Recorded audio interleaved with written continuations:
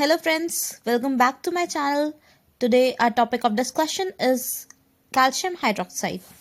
Calcium hydroxide is a widely used compound in endodontics and conservative dentistry. The common properties of calcium hydroxide are antimicrobial action and therapeutic action of the calcium hydroxide, which helps in regeneration of dentin. It also helps in apex formation. Its physical properties are it is white odorless powder with high pH, that is 12.5 to 12.8, that act as a strong base. It was first introduced to dentistry by Herman in 1920 as pulp capping agent. As shown in this picture, it is used as a pulp capping agent. So what is the mechanism of action of calcium hydroxide? When we apply calcium hydroxide inside tooth surface, even if pulp is exposed or it is not exposed, calcium hydroxide breaks down into two components, that is calcium ions and hydroxyl ions. Sorry, here it is written OH positive, it's OH negative.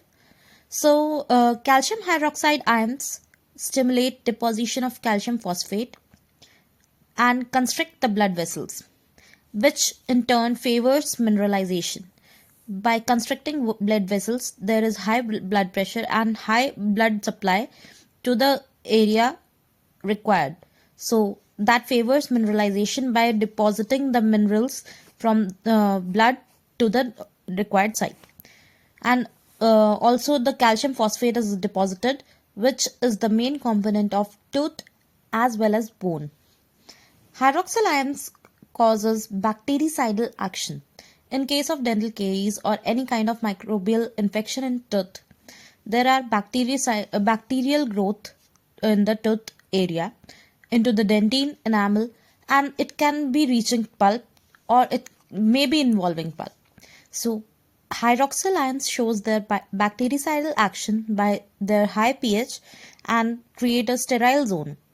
The sterile zone again favors mineralization because in presence of bacteria there can't be mineralization of the tissues. And hydroxyl ions also increases the pH, which causes hydrolysis of phosphodiester bond, and there is release of phosphate ions. Phosphate ions again are required for the formation of hydroxyapatite crystals and favors mineralization of the tooth.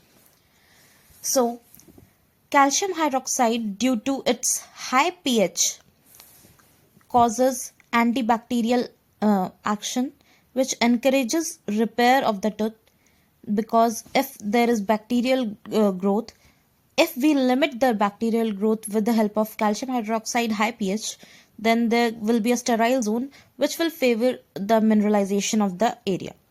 It neutralizes lactic acid of osteoclasts. It also neutralizes the acid produced by the bacteria in the cavity in the caries area.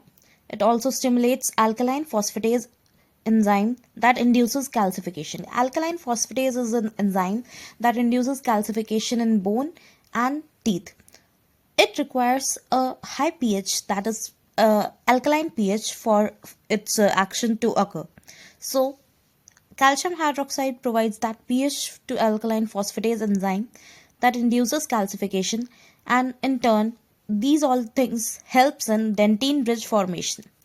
It is widely used in endodontics also in case of apexification or apexogenesis, or it can be used as pulp capping agent, direct or indirect pulp capping, or in case of normal dentinal caries.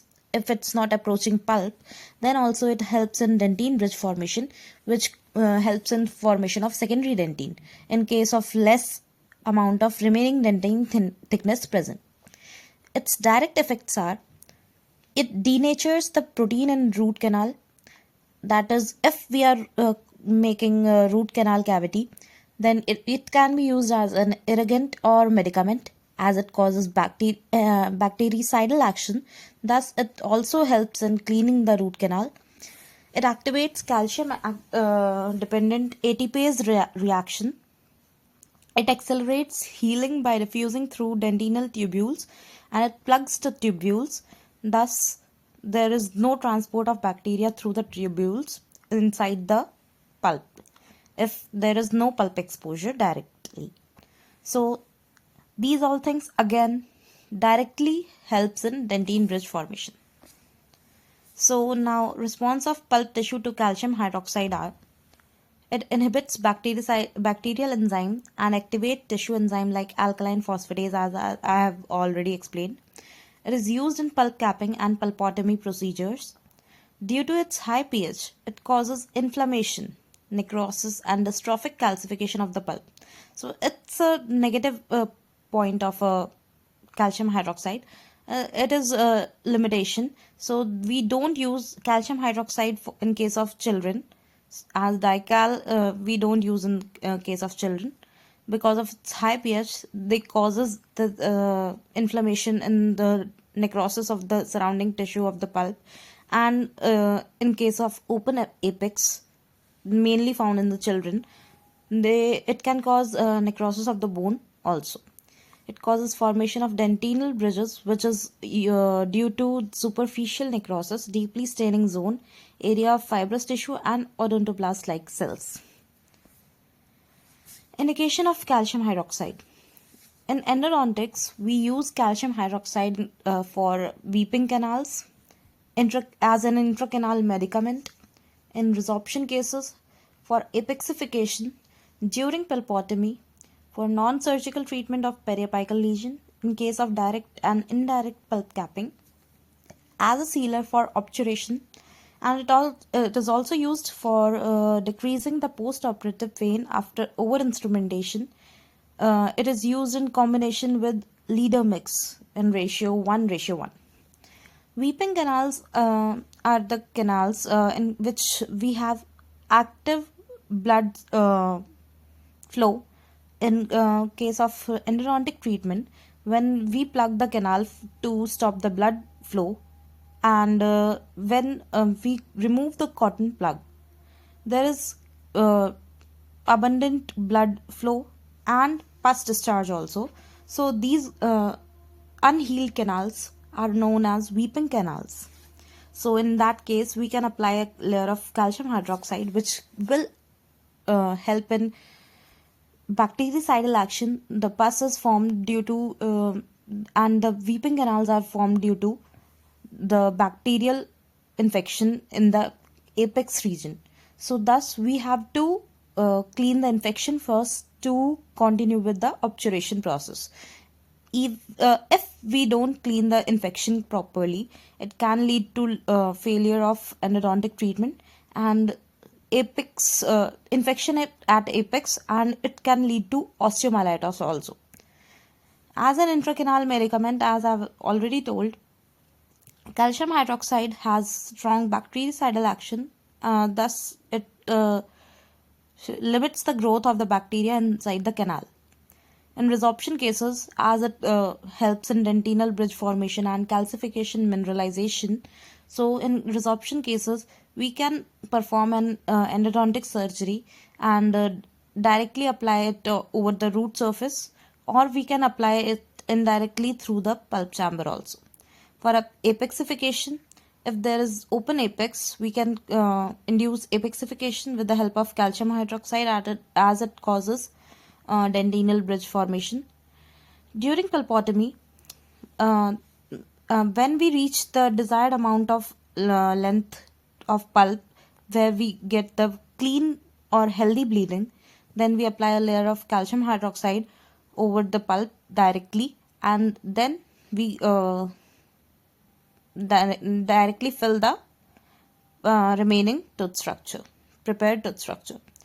In case of direct and indirect pulp capping, as I've told it again, I'm telling that it causes dentinal bridge formation, and pulp capping is required when if direct pulp capping is required if there is a pinpoint exposure to the pulp and it's not that serious. So thus we apply a layer of dical that helps in formation of secondary dentine over the layer, and thus there is a healthy pulp left. And in direct pulp capping, if there is a remaining dentine, less amount of remaining dentine thickness is available, then for formation of secondary dentine, again we apply a layer of dical, which helps in formation of secondary dentine. So, apexification is traditionally performed using calcium hydroxide resin that disinfects the root canal and induces apical closure. Its high pH and low solubility retains its antimicrobial effect for a long time. So, it is used in debridement of root canal because it increases the dissolution of necrotic tissue when used alone or in combination with sodium hypochlorite. That is a very good intracanal irrigant. Calcium hydroxide has shown to stimulate cementogenesis also, in addition to dentinal bridge formation. So it is found in two forms, that is moist and dry form. Moist calcium hydroxide is placed with the help of plugger and amalgam carrier, injectable syringe, or by lentillospirals directly into the canal. Dry form of calcium hydroxide is carried into canal by an amalgam carrier, which is then packed with pluggers. So dry form is mixed with saline and packed in the canal. So calcium hydroxide has shown to be a biocompatible material with potential to induce calcification. So this is a flowchart showing the procedure of using calcium hydroxide in apexification case. So first of all, we anesthetize and isolate the tooth because we are performing an invasive process, and there may be pain induced due to it. So we have to anesthetize the tooth. We have to gain access to canal orifice because we have to directly invade the pulp tissue. Then extirpate pulp tissue and irrigate it with sodium hypochlorite. We have to remove all the pulp tissue, healthy as well as infected if any. Establish the working length and adjust the final working length 2 mm short of the radiographic apex, because we can't directly perforate the apex of the tooth. Apply gentle pressure with cotton pallets to arrest pulpal hemorrhage. The bleeding has to be stopped because in case of active bleeding, we can't perform a procedure. We have to get a clean access to the canal. Complete cleaning and debridement of canal. Shaping of canal is not done because canal is already very wide in case of open apex cases in children. So the care should be taken further not to thin down the fragile dentinal walls. There is very thin layer of dentine in case of children.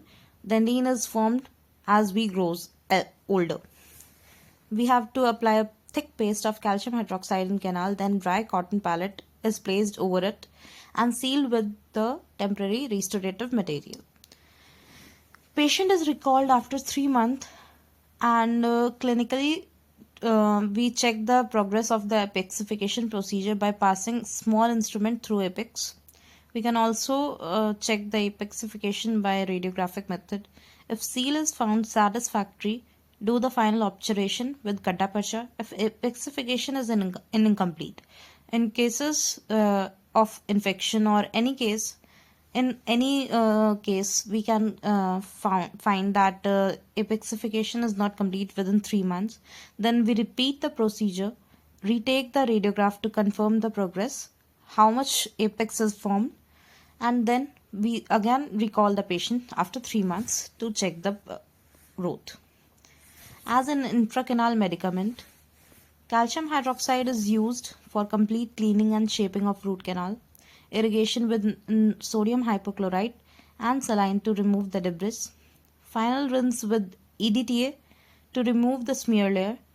We dry the canal with paper points, prepare the calcium hydroxide paste, mix the powder with suitable vehicle. We can use saline, glycerine or chlorhexidine. Use a ready-made paste if available.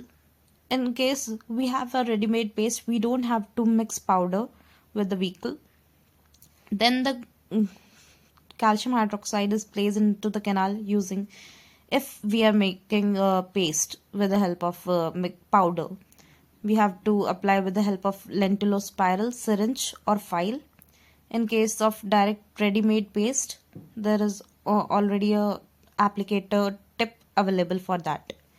Ensure full canal filling without overextension beyond the apex. It should not overflow beyond the apex, because, as I have already told, it causes necrosis of the surrounding tissue. If it can cause the necrosis of pulp, it can also cause the necrosis of the bone and the blood vessels surrounding it.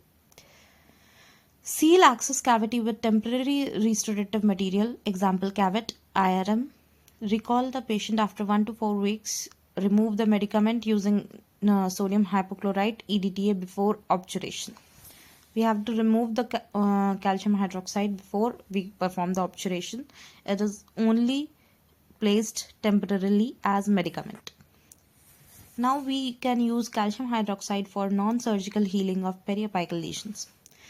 Mostly in case of periapical lesions, we need surgical procedures. In case of severe lesions, we directly perform the extraction of tooth and excision of the lesion. But in some cases, we perform endodontic surgeries. But if we don't want surgical procedure for the periapical lesion, or it is very limited to area, then we perform non-surgical healing of periapical lesion with the help of calcium hydroxide. In that case, we apply the layer of calcium hydroxide over the normal pulp tissue. It leads to the necrotic zone and blood pigment. It goes to the necrotic zone and blood pigments and make a sterile zone at the pulpal layer, and it helps in healing of pulp tissue.